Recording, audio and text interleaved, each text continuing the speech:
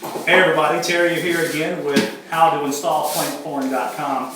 I'm here with Michael Lush and we're starting on a room that literally would be the standard for any room in the house, whether it's your kitchen, whether it's your bathroom, whether it's your living room. But Michael's built this house and we're actually on the second bedroom. He's actually going to lay this flooring in 2 days in his whole house. So we're going to get some insight on how to do that. But before we do, Michael, step us through a little bit on start to finish. When somebody says, I want to lay a floor, in your case, we're laying this on plywood. They bring the wood home from the store. What's the first thing they need to do? Well, you need to let it acclimate, and depending from manufacturer to manufacturer, it could be, just a few days really is all you need. And that would be the case whether it's hot outside or whether it's cold outside, because the home improvement stores or whatever liquidator place you might get it from is not temperature controlled. Right. So you need to let it acclimate so that you don't have too much expansion and contraction when you go to lay it down. Because if you don't let it acclimate, you just start throwing it in the day you get it. Down the road, this wood could buckle. Correct. Because of the conditions. Okay, that's very important.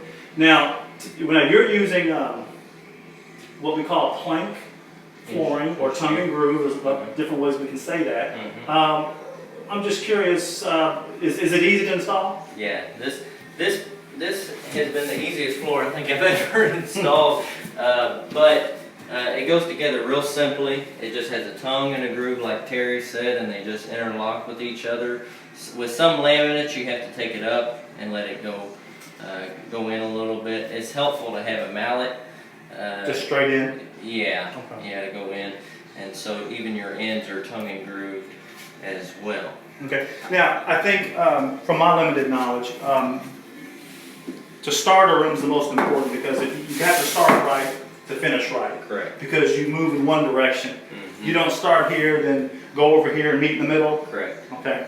So actually we're starting a room here, and we've actually done some things. But Michael, just real quick, show us how you start straight on the wall. Yeah, so depending on what size flooring you have, I have 5-inch flooring right here.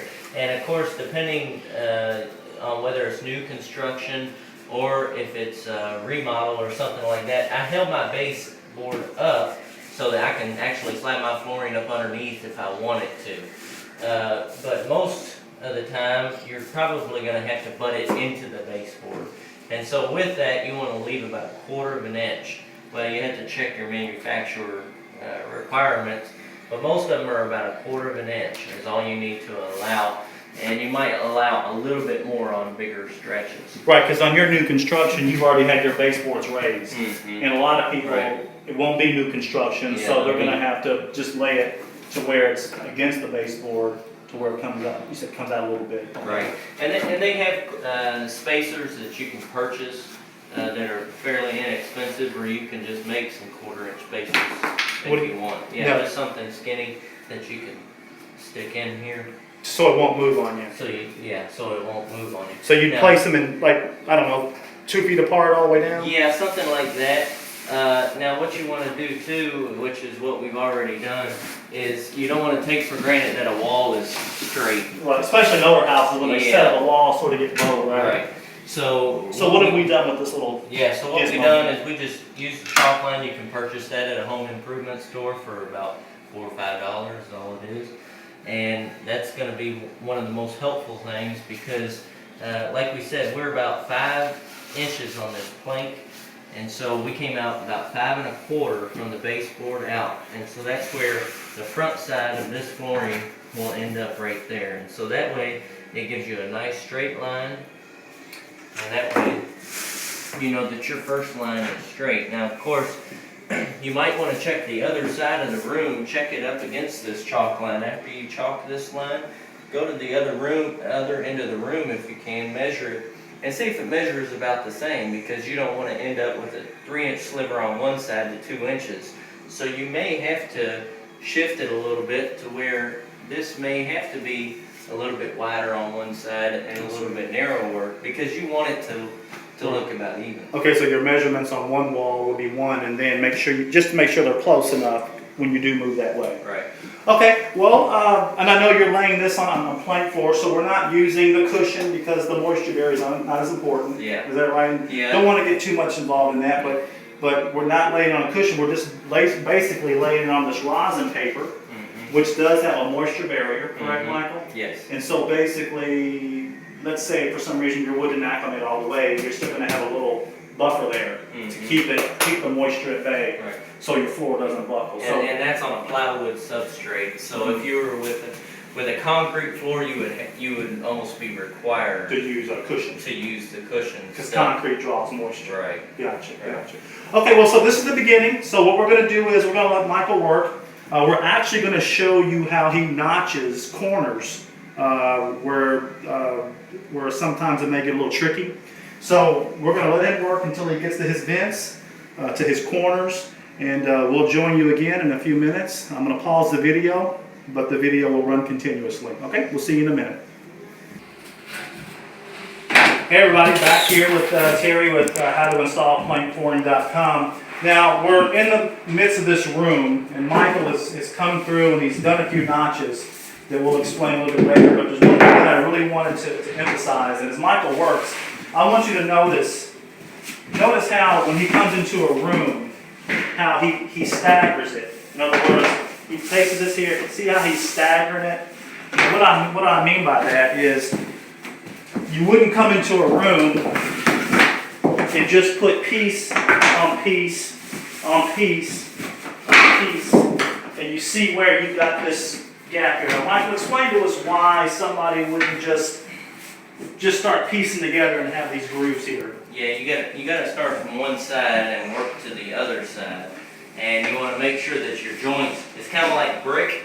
You don't want your joints to all be in the same spot, so you have to break those up. Manufacturers may depend different, or want you to stagger it differently, but usually about 6 inches is what you want on a lap joint. So what you're saying is this gives it enforcement, right? In other words, the fact that you're staggering it and not all the pieces are laying Correct. like that. Correct. Now, so if I'm doing this, which I am, what if I started laying like this, and I'm staggering it, but I've got this gap here? Well, can I just go ahead and say, well, I'll just put this here? What would happen? Well, you're putting the cart before the horse. You need to make sure that you get these pieces in there first before you start on this one. Okay. So that's why we kind of staggered it out like this. And so this one, now you got to start cutting these pieces that go to the wall and finish up some runs. Okay, that's a good point. So when we see you again in just a few seconds, we're going to actually be notching corners here. And Rachel, if you come here, I'll just step out of Michael's way for a minute. See these corners here? These pieces have been notched. Now what happens is, and like I said, we're going to show you this in detail, but we're going to learn how to do that custom fit, okay? It's not hard. You just got to take a few extra, minutes, Michael, seconds? Yeah, minutes. It's one measurement and a cut, and you get this flush feel to your house. So we're going to learn how to do that in a few minutes, and see you in a minute. Hey everybody, Terry Bradley again back here, howtoinstallplankflooring.com. Now one of the biggest things that people have issues with when they're installing floors, I guess Michael can attest to this, is actually room transitioning. Would you agree with that, Michael? Yeah. On how to transition from room to room. Now in this situation, we're in the bedroom, but now we're transitioning out to the hall. And what happens is when you reach situations like this, and I'm not going to criticize the industry, Michael, but some people can take shortcuts here, right? Yeah, because most of the time, what you like to see, well, I say most of the time, but all the time, what you like to see is for it to go up underneath the casing, just like that. And so it's supposed to be able to slide up in there. Which some installers do have jam saws, and I think you talked about that, oscillating saws. You can get one of those handheld flush cuts. Real quick, I'm going to go over the list of equipment to use at the end of this video. So whatever Michael's using, we're going to give you how to use it and probably give you the economical alternative. Yeah, so basically I know, because I've cut these off, that I know exactly where that all my door jambs and casings are at the correct height, because you want it to slide up underneath there. So anyways, what I'm going to do now is, now you can kind of see I'm kind of in a position where I can run it any way I want it to. But the easiest way is to pull it to one side or the other, and what I mean by that is I want my piece to end up on one side of the door or the other. And that is because if I get a big piece in here like this, I can't rock it in there. So I have to get it to go from one side in so far, and then I'll take this piece and snap it in there and go up underneath. So go all the way through, so you can start instead of jack-legging it through. Right. Okay, and you're gonna do this by some measurement? Okay, and Yeah. I'll let you take over on that. Yeah, so what I'm going to do here is I'm putting this blue tape on there so I can see really well, because this, especially since this stuff's so dark. So I'm going to measure to this point right here in the casing, and I got about 1.25 inches. I want to make sure that it goes up underneath there at least 1/4 inch, at least 1/4. So I'm going to mark 1.5 inches. There is how far out I want that to go. And then this mark I can just put on there anywhere I want to. So I'll put this mark, let's say right here. And the reason is because I want this piece to be able to lock in. And so this seems like a good spot to me. So then all I can do, put another mark out here on the inside of this casing, so it goes up in there just a little bit. That's what we want. So basically, now I got this notch that I right, need so to basically take you're just out. creating the notch with your tape and just shoving it in there, so when you go out and cut it, it's just gonna fit like a custom fit. Yep. Okay, and this what's make room. This is what makes room transitioning easy. Yeah, and I do it like this instead of one big piece, not just because of accessibility, but also you don't want to splice right there. You want to be able to cut it on one piece, make one cut, and you're done. Okay, so you're gonna go cut? Yep. Okay, and we'll see you in a minute. Hey everybody, we're here with Michael. He just made the measurements that you saw on there, so he's gonna step over to the miter saw, or actually, the miter saw. Yeah, I'm going to do it on the miter saw. Miter saw, and now again, you could do this all with a jigsaw if you wanted to, because you know most homeowners aren't going to have just a miter saw just laying out and around. So, anyways, in this case, I'm just going to cut this line that I made a mark of down to where this other line goes in here. So I'm just connecting the dots.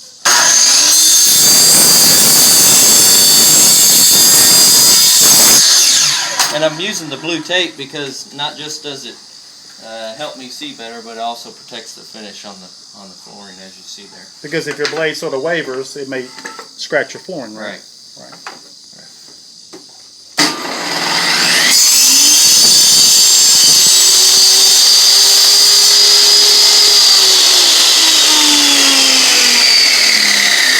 So here again, you know, Michael's in the trade, so he has all this expensive equipment, but for the people, Michael, who are going to do this one time only, Jigsaw could have done the exact same thing. Do that. As you can see, I'm not in the industry. So now, remember those measurements we took? So now he's going to put it right in there, and it's going to splice just perfectly. So we didn't cut any corners, but we made it look easy. Okay? We'll see you on the inside. Okay, we're back. Here again, we're making this room transition, making it look easy. So, Michael, take it away on your transition. All right, well, we're going to slide our piece in there. We're going to go over here. Make sure it slides up underneath there. That's perfect. There you go. Then all I got to do now is I just got to rip these pieces again, about 1/4 inch off. So you're going to do some more measurements? Yeah. Okay. They're going to tie right in here. Now, guys, this is very important because this is where the rubber meets the road. Because me and Michael, we've talked off camera extensively. This is where the rubber meets the road in terms of installing the quality floor, making it look good. So years down the road, Michael, it won't buckle on you, it won't come out of the grooves, it won't do all these things. Now, Michael, what's the square footage of your house? I forgot to ask you that. It's probably about 1,200, 1,300. Okay, 1,300 square feet. You're putting all plank flooring in. It's taking you 2 days to do the whole house. Yeah. Custom fit. Right. You didn't cut any corners. Right. Obviously, this is your house. So you're not going to cut any corners. So guys, what we're talking about is, in a lot of houses, you have a lot of corners to go around. But if you learn how to do it once, right, Michael? Every corner is pretty much the same. So this is a great opportunity for Michael again to complete this these notches on this corner here on this room transition. So let's listen. Okay, so now what I'm gonna do again, I got that blue tape out there. It's gonna help me see a mark. And as we had talked about earlier, in starting a room, you want to make sure it ends up with about the same piece on the other side. And so it ends up that we did that. So we'll be able to rip the same piece throughout here. And it depends up to you. You can either splice a piece like that in there, or I think I'm going to get a long piece and just put it in there, and one piece, and I'll be done. Okay. So I'm going to grab one of these pieces.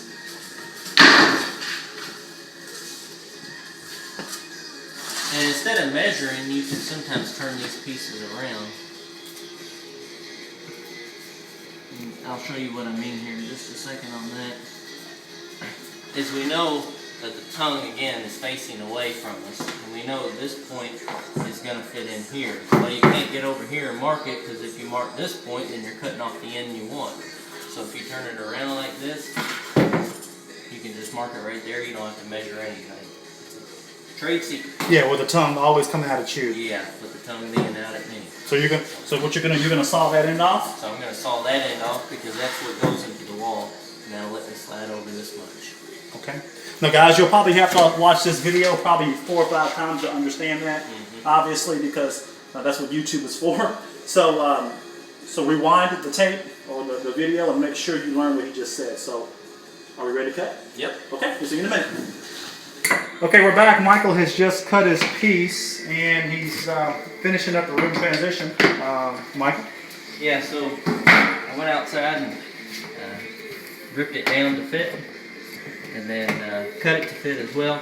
And of course, this piece just interlocks. It's tongue and groove on this side, so I slide that piece in there, and it should be able to slide right back in there. Just use a little pry bar, or you can use a chisel, whatever you got handy. Twist that out there. Pull that tight. We're done. Now, real quick, Michael, I know this is a good point here. The spacing right here, guys, for when you lay your floor, and Michael, he's going to use shoe molding or what they call a quarter round to actually cover that up. So you don't want your wood to fit flush on that, right, Michael? Right, so you want it, you know, I could have slid it up underneath there and brought it out. It's a little bit more difficult that way, but in most people's cases when they're using the flooring in a remodeled home, you're going to have to butt up to it anyway. So cut it a little shy of that, and your quarter round will cover no problem. Yeah, now, real quick, the quarter round is sort of a mold. mold that comes up about 1 inch on your Just baseboard. about 3/4 of an inch, and it comes out a 1/2 inch. So it's going to sort of be a buffer. It's going to seal your floor in. We don't have it right now because we haven't gotten that far yet, but just to let you know that we're not leaving this gap, here for any reason whatsoever. Okay, thanks, Michael. Hey everybody, Terry Bradley here again with How to Install PlankFlooring.com. Here again with Michael Lush. Now we've come to a point in the room where we're approaching the vent. And so when we look at this vent, Michael, should people get worried about that, or how does that work in terms of cutting around it since your floor is not? It's simple, Terry. All you gotta do is just like we've been doing, is just lock the floor into place, kind of like so, and then you can see where the register is gonna be, so you cut it. You can just mark it according to the vent there, and then take this out, and this dimension you'll need to get is the one right here. How much to leave in right here. How much to leave in? Okay. So I'll measure again here. Trim this a little bit off here. So 3.5, even across there. So I'm just going to mark on my plank, and then we'll be able to cut this piece up. So basically you measured from where the wood starts to where you want it to cover your vent, right? Right, and I got a little bit of leniency with the register because it's going to overlap everything. Overlap. Yeah. Now, in some videos I see, and you maybe can comment on this, the length of their plank board is not wide enough. Now, obviously you're using what, 5 1/4? 5 inch. 5 inch? And how wide do they come? Up to? Some of them come into as much as like 12, 14 inches. So if it was that long, Mhm. you would just cut a hole in it Right. and then set it on. But since it's Right. not wide enough, you have to sort of notch it. Right. Okay, so did you get that? So a lot of times if your flooring's wide enough, you just cut around the vent and you'll have like your plank with the holes cut out. But in this case, we had to notch it because our plank floor is not as wide as the register. Okay? Ready to cut it. Okay, and we'll come back and see you install it. Hey everybody, we're back. Michael just made his measurements for the vent cutting, and so as you can see, he cut it out with his miter saw, and it looks good. So basically, Michael, as that fits, you'll continue on down, Yeah, so and now, you're going to measure the other side. yeah, so my other pieces now, I'm just notch right around it. I'll have, well, that's a little close. I'll get a picture.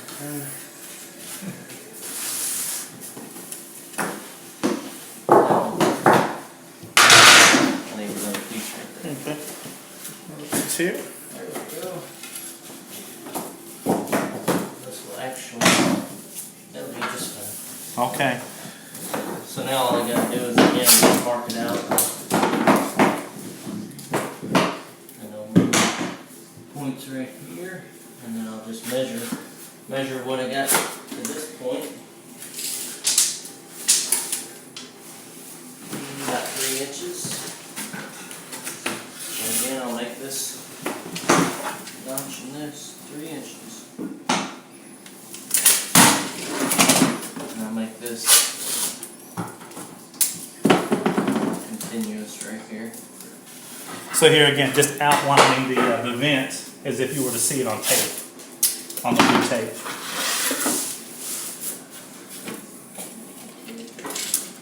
3 inches. Right here. So it's just So- all the way to the end. So when you set it back down, make your mark. This is your vent, right? You're going along that line, Yep. and then you just keep going forward. So Yep. when you get back, we'll see you install it. We'll just keep going just like that, right? Yep. Okay. Just like We'll that. see you when you get back. Alright. Okay, we're back. Michael's cut his piece out of the vent, and see how it's going to work.